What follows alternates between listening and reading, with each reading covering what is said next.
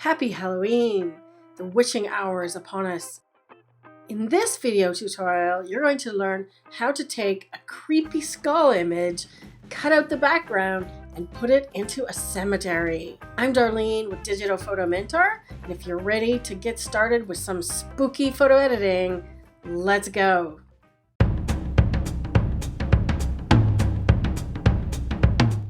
Okay, so one of the things Merle said when he submit this image was he wanted to know how to get rid of the background. Well, we're going to do that to the extreme. So I'm going to show you a couple of different things here, Merle. So I'm going to show you, first of all, if you want to just tone down the background, right, we can do a quick develop raw edit. We'll just go with Adobe Standard. I want to increase the contrast a little bit. So once again, using the keyboard shortcuts for clipping.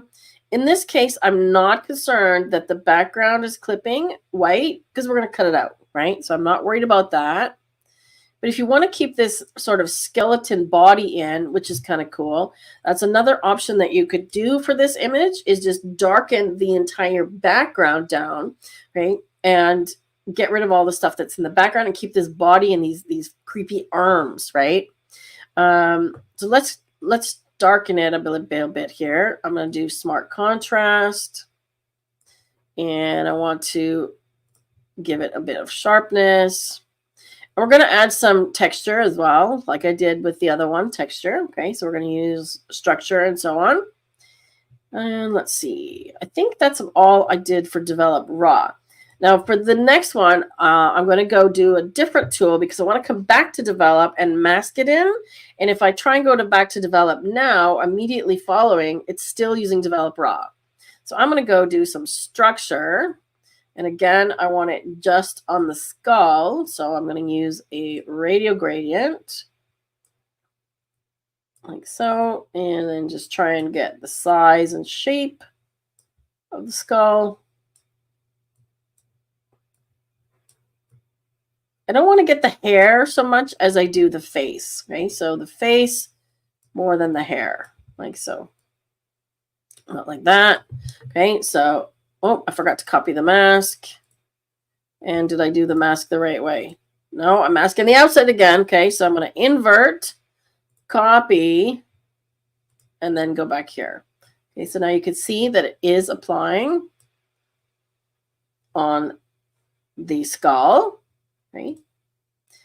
Then I'm going to go do details and do the same. I'm going to do lots of crunchiness here. And then paste the mask in. Okay. So see how that's affecting the skull if I zoom in a little bit. Okay. It's picking up a lot of the hair. So in this case, I'm actually going to erase it from the hair because I don't want a lot of texture in the hair per se because it looks kind of scraggly, which it is. And it's going to be harder to cut out that way. So not so much on the hair. Okay. Now we can go back to develop and I can make it super dark. Bring the highlights down. Bring the whites down. Bring the contrast down. It's actually a funny color too. It's kind of magenta, isn't it? Right. But really what I want to do is bring everything way darker. Okay. I'm not even sure if I can go that far. I might have to use curves. Okay. So when you run out of sort of adjustments on the sliders, go to curves because it goes farther. Okay. Because I want this white darker. I want my grays darker. See that? Like so. I've got the whites as dark as possible. I can tuck the whites in this way, okay, like this. And I'm literally trying to get rid of that background. Okay, so now I can just go and we could try and do an Automask, but I don't know what it's going to select here. Let's just see. I tried that in Lightroom as well to mask the subject, and it didn't pick out the skeleton thing very well either. Okay, let's just see. Human. Let's see what it picks for human. Did it pick anything? Oh, okay. That's actually not bad. That's actually not bad. So let's go with that. Right. Now I want it opposite, remember? So I'm going to go back here and invert it. right? So that's not bad. And all I would do then is go into brush and get a softer brush and just go and erase it from the arms. So if you want to keep the arms in the picture, you just need to go in, and I'm doing a really rough, dirty version of this. I would do a much better job, okay? I'll do a much better job of this. Oops, nope. See, I want to paint that back in. I want the hair a little darker. And I think I want to darken this stool right down here. I don't want the base so bright. So I'm just going to go all around the base. Okay. So zoom in when you're masking and do a better job than what I'm doing. I'm just doing a really quick and dirty job here to show you the idea. Okay. So going in around and darkening this whole platform here. Use a smaller brush, get into these little tiny areas, right?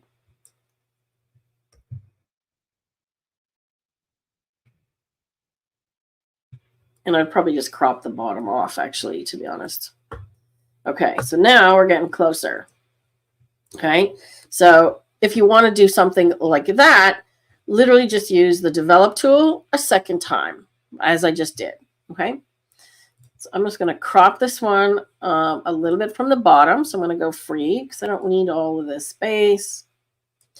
And for the purposes of cutting out the skull, right, you'll see what I'm going to do in a minute. So I'm going to crop that. So that's one version of this edit. But to cut the skull out, I'm actually going to go and undo this develop because I want more contrast between the skull and the background. So if you make the background dark and then try to cut it out, you'll have more trouble. Okay. So I've taken that off. And now to get to the background removal, you go to layer properties, masking, and you'll see background removal, right?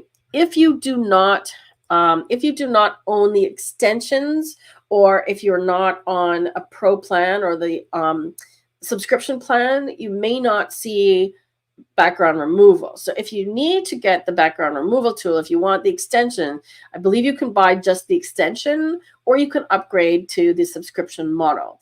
Okay, so now once it's got this selected, I think it's got some of this, but we're going to refine it. Now I just have to click remove. Okay, so it's gotten us partway there.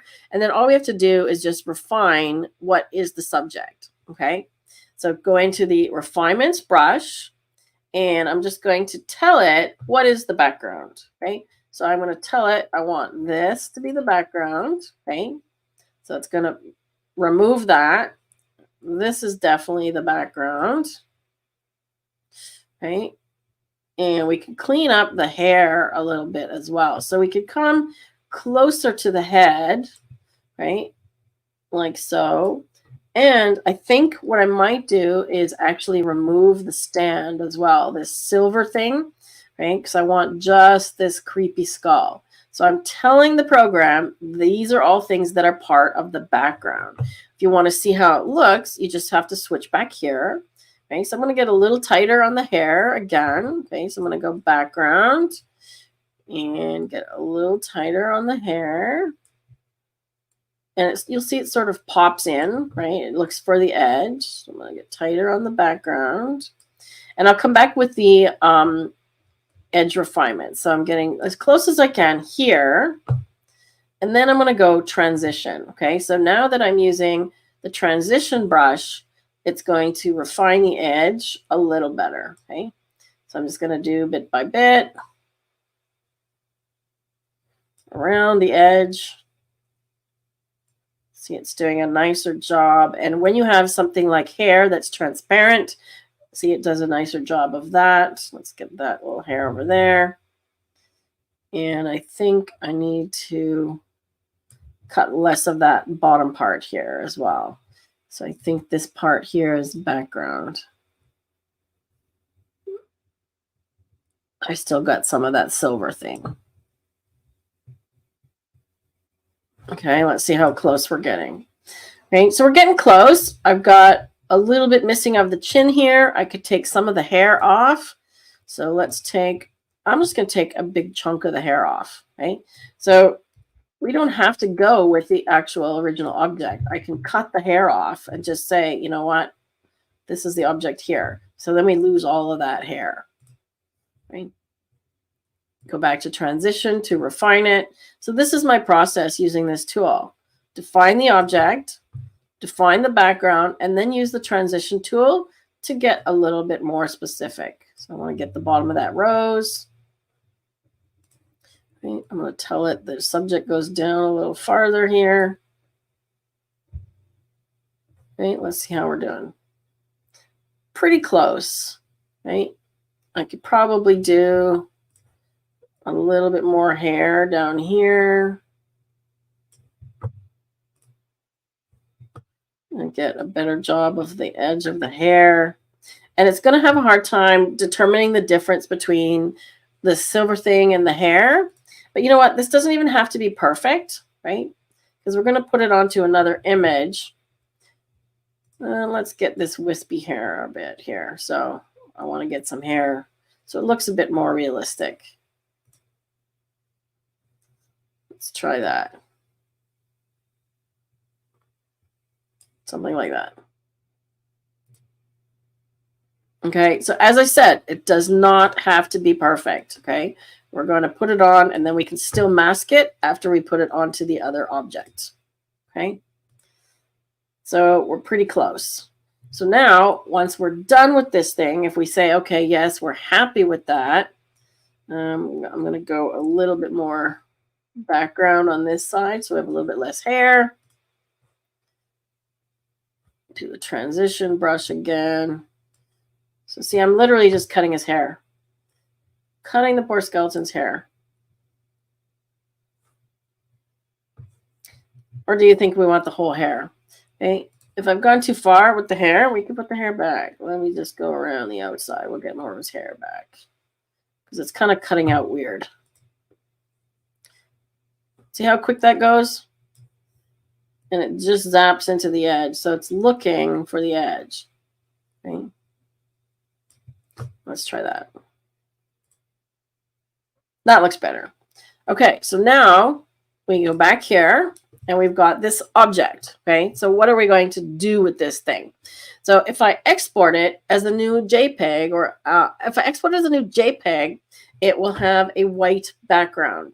Okay, so be very careful when you are exporting things that you've cut out. You need to export them as a PNG. So we could do that, or I could just grab another image to put in the background. Okay, so we'll do this two ways. I'm going to do export, and I'm just going to save it into the spooky folder. So I'm going to make sure I'm not resizing. I want full size.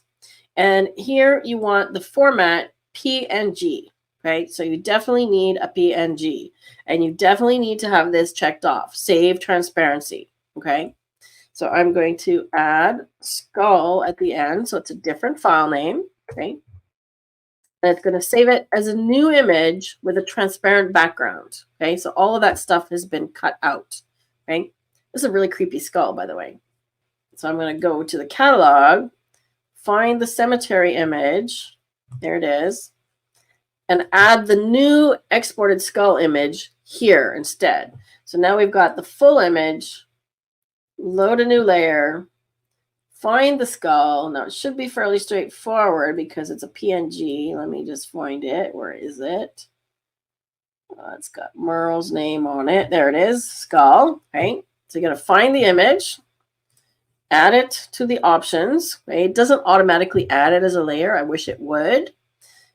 Then add it as a layer. So there's 3 steps, right?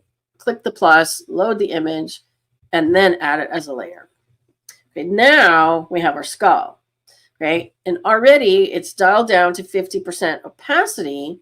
And you can see that I've got some masking stuff to do here, but it's already pretty cool, right? I think I want him facing this way, so I'm going to put him this way. And I'm going to have him just kind of, what if we put him sort of hiding out behind this thing here, right? We can make him smaller. Or we could put him over here. Hang on. Let's just do that. Where do we want him? Trying to decide where to put him. floating in the air. He works better against the dark areas, right? So if I increase the opacity to full, we can see which parts need to be masked, but we could change the blend mode, right? So if I go with a blend mode that's darken or overlay, no, we're not getting closer that way. Oh, he's a black and white one now. That's interesting. Okay, so if I go lighten or screen, we can fade him out. And then see where I move him around then? Wherever it's lighter, he doesn't show up. Okay, so your blend modes become really important. So in this case, I want to leave him at normal.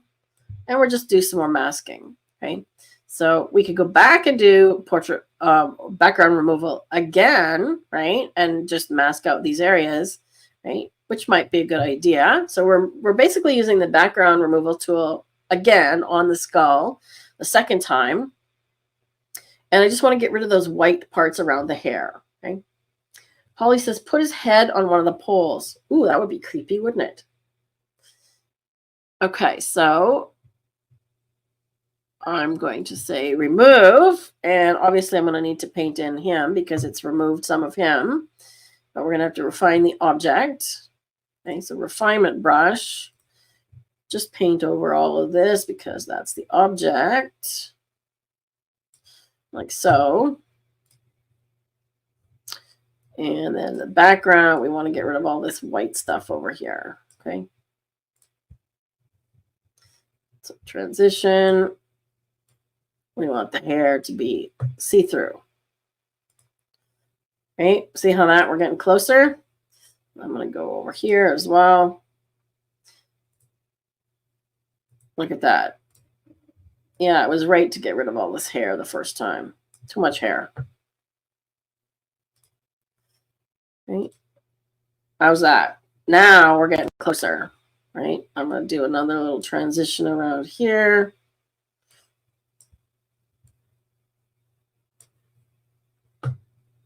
Like so. I still don't like this part in his hair. Or this little thing right here. So I'm going to get rid of that. And then just do a transition. So the transition brush looks for bits that are like edges like that and transparent. You see that? So it does a really good job of hair and things that are sort of, you know, in between. Okay. That looks pretty good. I still got this bit here that I want to get rid of.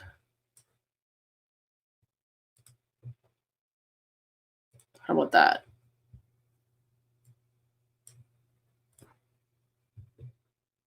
That looks pretty realistic, right? Now we can go back to properties and move him around. I hope. It doesn't want me to move around.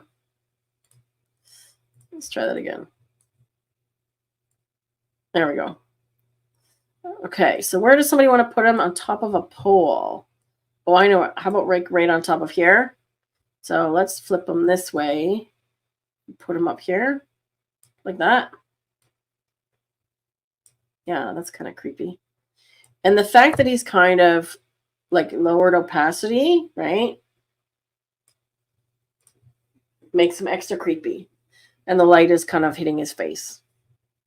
How's that?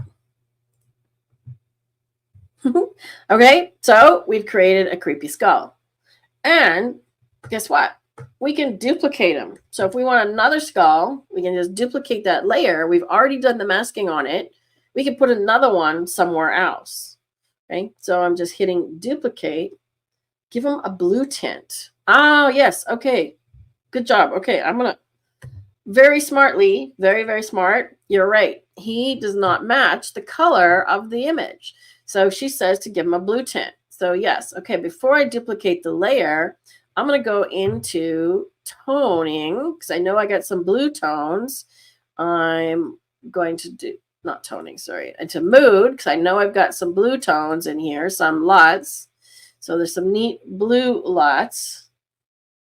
Any of these fit? Ooh, there we go. Look at that. Perfect. See, look at that. Smartly, very, very smart. Let's give them a bit more contrast. Love it. Now we can copy the layer. Now we can copy the layer. I just press D for duplicate. I'm waiting for a little Luminar to catch up to me. All he says, he looks like a Pez dispenser. That's hilarious. He kind of does, doesn't he?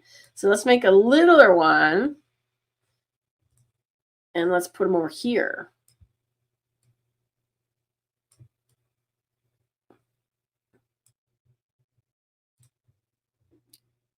Right? So there we go.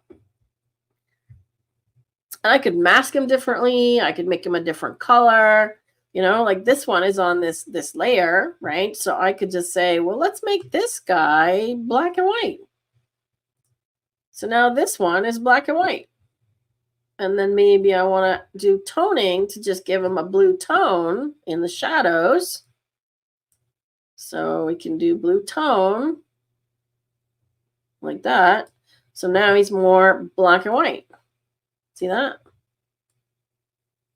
And he blends in a little better. So, Merle, what do you think? So we've cut out your skull and put him into an image of my cemetery that I took in Japan. Cool, right? But Lee, I full kudos to Lee for this, because I totally forgot to change the color. So when you add something to a layer, when you're combining images like this, you definitely want the color tints to match, right? So much fun, right? And like Halloween is the perfect time to experiment on stuff like this. Absolutely. Can you take this photo into MagicLight to get the stars on the lamp? Yes, absolutely, I could. I can do that. Okay, so you wanted MagicLight. So make sure that you're on the right layer. So I'm on the layer that is the blue one. Okay, so I'm on the cemetery layer. And I go to MagicLight. And then just turn it up. Okay, so there's the stars. Now notice it's picking up one there and there. Okay, so I definitely don't want this one. The one back here is actually not bad. All right. And there's kind of this weird bug here. And I feel like if I add something here, right? What about that? Or like we could put some stars just about anywhere, right? We could put these little things anywhere. I could put one down here. So another great addition, right? So we can adjust the amount of the glow. We can make them brighter, sharper. I kind of like them slightly blurry, right? Number of beams. I don't know why, but I like 1, 2, 3, 4, 5, 6, 7. I like 8 for some reason. I like 8. Let's try that. Another great suggestion. Okay, so here's the before and after. Thanks for watching. If you enjoy my teaching style and you want more step-by-step instructions to learn the software, check out Luminar Neo, the complete course. You'll find a link to it in the pinned comment below. Click either of the videos on the screen now to watch more photo editing tutorials using Luminar Neo, Lightroom, and Photoshop.